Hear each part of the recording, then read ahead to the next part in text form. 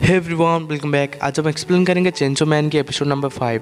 Episode की starting में हम देखते हैं कि जैसे कि पावर ने देंजी को अपनी ब्रेस्ट दबाने के लिए बोली थी और ये बातें सुन के तो देंजी एकदम से हैरान ही हो गया होता है और उसकी सांसें फूल रहे होते हैं। देंजी तभी अपना हाथ बढ़ाता है और वो ब्रेस्ट प्रेस करना स्टार्ट कर देता है और इससे पावर भी अच्छी महसूस करने लगती है। और जब देंजी दबा रहा होता है तो वो देखता है कि नीचे कुछ गिरता है और ये देख के मकीमा बताती है कि ये ब्रेस्ट पैड है, इससे मेरा ब्रेस्ट और भी बड़े दिखते हैं।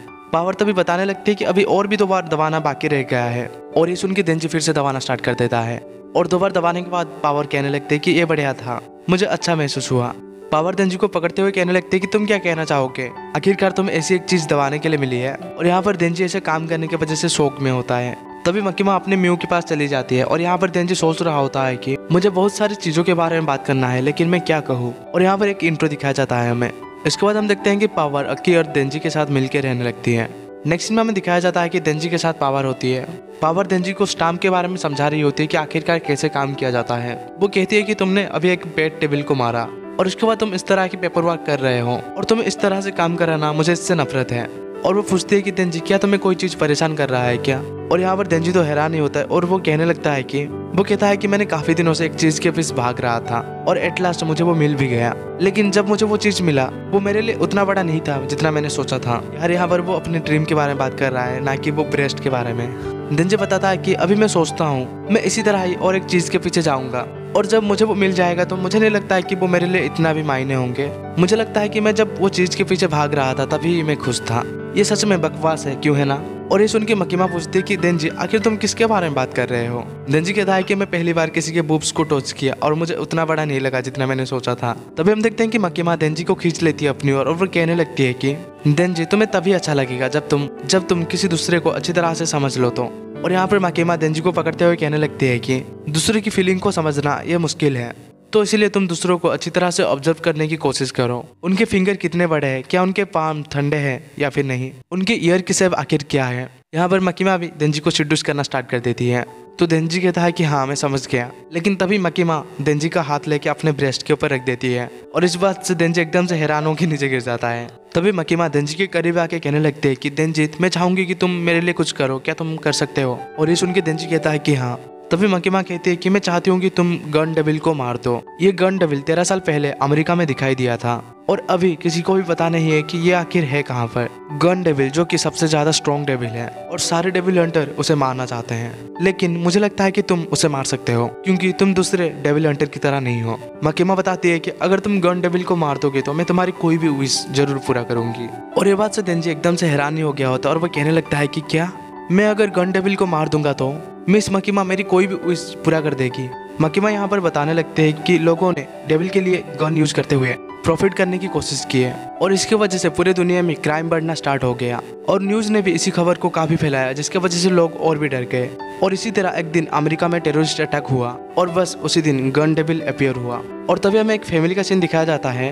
वहाँ पर एक छोटा बच्चा पहुंच जाता है और वो अपने भाई को खेलने के लिए बाहर बुलाता है, लेकिन उनके पेरेंट्स कहते हैं कि तायो की तबीयत ठीक नहीं है और इसीलिए तुम किसी और को ढूंढ लो खेलने के लिए। लेकिन यहाँ पर उसका छोटा भाई उसके साथ खेलने के लिए बाहर चला जाता है और जब वो दोनों बाहर बर्फ में खेल रहे होते हैं तो उनके हाथ एकदम से ठंडे होने लगते हैं। ये देख के तायो के बड़ा भाई कहता है कि अगर तुम चाहते हो कि और भी ज्यादा खेलने के लिए तो तुम घर पे जाके हमारे लिए ग्लोव्स लेके आ सकते हो। और ये बात सुन के तायो खुश होते हुए घर की ओर जाने लगता है और जब वो बच्चा अपने भाई को देखता है कि वो घर के अंदर चला जाता है तभी वहाँ पर एकदम से जोरदार हवा बहने लगते हैं और उसके घर तबाह होने के साथ साथ उसके फैमिली मेंबर पूरे मर जाते हैं। मकीमा यहाँ पर बताती है कि उसी दिन 5 मिनट के अंदर ही 12 लाख लोग मारे गए थे और तब से लोगों को गन डेविल के बारे में पता चला और डेविल के लिए डर और भी बढ़ने लगा। और ये सारी बात सुन के देंजी कहता है कि मैं पूरी तरह तो समझ नहीं पाया, लेकिन वो गन डेविल कुछ ज्यादा स्ट्रॉन्ग है। मकीमा पूछती है कि क्या तुम्हें लगता है कि तुम गन डेविल को रोक सकते हो। और तभी देंजी ये सुन के खड़ा होने लगता है और वो कहता है कि मैं अगर पूरी तरह से कोशिश करूंगा तो ये मेरे लिए आसान है। मकीमा गन डेविल को ढूंढने के लिए गन डेविल के एक पीस को दिखाने लगती है। वो कहते हैं कि गन डेविल जो कि काफी स्ट्रॉन्ग है उसके पीसेस एक साथ अपने आप ही जुड़ जाते हैं और हम अगर कुछ पीसेस इस तरह इकट्ठा कर लेंगे तो ये अपने आप ही अपने बॉडी के पास लौटना चाहेंगे और इसी तरह हम गन डेविल को भी ढूंढ लेंगे। और ये बात सुन के देंजी कहता है कि हाँ मैं समझ गया। नेक्स्ट सीन में हमें अक्की को दिखाया जाता है जहाँ पर हिमेनो अक्की से पूछ रही होती है कि तो एट लास्ट तुम्हें और एक गन पीस मिल गया और यहाँ पर हमें पता चलता है कि वो छोटा बच्चा वही अकी है जिसका फैमिली वो गन डेविल के वजह से मारा गया था। और इसके बाद हमें होटल मरीन का सीन दिखाया जाता है जहाँ पर अकी, देंजी, पावर और कुछ डेविल हंटर जा रहे होते हैं, जहाँ पर उन्हें इन्फॉर्मेशन मिला हुआ होता है कि होटल मरीन के अंदर एक डेविल स्पॉट किया गया है। काफी सारे सिविलियन जो कि पहले अंदर थे उनकी डेड बॉडी मिला है और ये भी जानकारी मिली है कि वो डेविल के अंदर गन डेविल के एक फीस भी है। जब वो लोग अंदर पहुंच जाते हैं तो देंजी अकी से पूछता है कि क्या तुम्हें नहीं लगता है कि अंदर खुद डेविल हंटर होगा? और ये बात सुन के अकी कहता है कि नहीं, अगर वो गन डेविल अंदर होता तो ये गन डेविल की फीस काफी स्ट्रांगली अट्रैक्ट करता। और पावर अकी से वो फीस मांगने लगती है। ये देख के अकी कहता है कि क्या मैंने तुम दोनों को पहले ही नहीं कहा था, तुम दोनों ठीक तरह से काम करो। और यहाँ पर पावर एंड देंजी को कोई फर्क नहीं पड़ता है, वो उल्टा अकी को ही बुरा कहने लगते हैं। तो अकी उन दोनों को एक एक गम खाने के लिए दे देता है जिसके वजह से वो दोनों शांत हो जाते हैं। और यहाँ पर ये सब देख के एक डेविल हंटर अकी से पूछता है कि क्या तुम्हें लगता है कि ये दोनों हमारे कोई काम में भी आएंगे? और क्या आप इन दोनों के ऊपर यकीन करते हैं, क्योंकि एक तो फिन है और दूसरा बेवकूफ। और ये सुनकर अकी कहता है कि हमें उन्हें अपने मिशन के साथ लेके जाना होगा। अगर ये दोनों भागने की कोशिश करेंगे या फिर साइड्स चेंज करने की, हम उन्हें मार देंगे। और ये बात सुनकर देंजी एंड पावर बात करने लगते हैं कि ये पहले ही डरा हुआ है इसलिए ऐसे बात कर रहा है। हिमेनो अकी को बताने लगती है कि तुम उसे इतना भी काम नहीं करवा सकते हो। और ये सुन के देंजी कहने लगता है कि हाँ बिल्कुल, मैंने सुबह एक बेड डेविल को मारा और इसीलिए मुझे एक रिवार्ड चाहिए।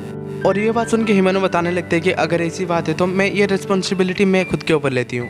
जो भी वो डेविल हंटर को पहले मारेगा मैं उसे एक किस करूंगी। और ये बात सुन के देंजी और वो असिस्टेंट एकदम से हैरान हो जाते हैं। वो असिस्टेंट कहने लगता है कि आपको ऐसा नहीं करना चाहिए यंग लेडी, आपकी तरह की लेडी जो कि मैरिड नहीं है उन्हें ऐसा नहीं करना चाहिए। हिमेनो बताने लगती है कि नहीं, मैं तो मोटिवेट करने के लिए करूंगी ही। देंजी ये बात सुन के मकीमा को याद करने लगता है। वो कहता है कि मुझे किस के बारे में कोई परेशानी नहीं है और मैं पहले से ही अच्छी तरह से मोटिवेटेड हूँ और मैं किससे फास्ट किस लूंगा मैंने वो पहले ही डिसाइड कर लिया है।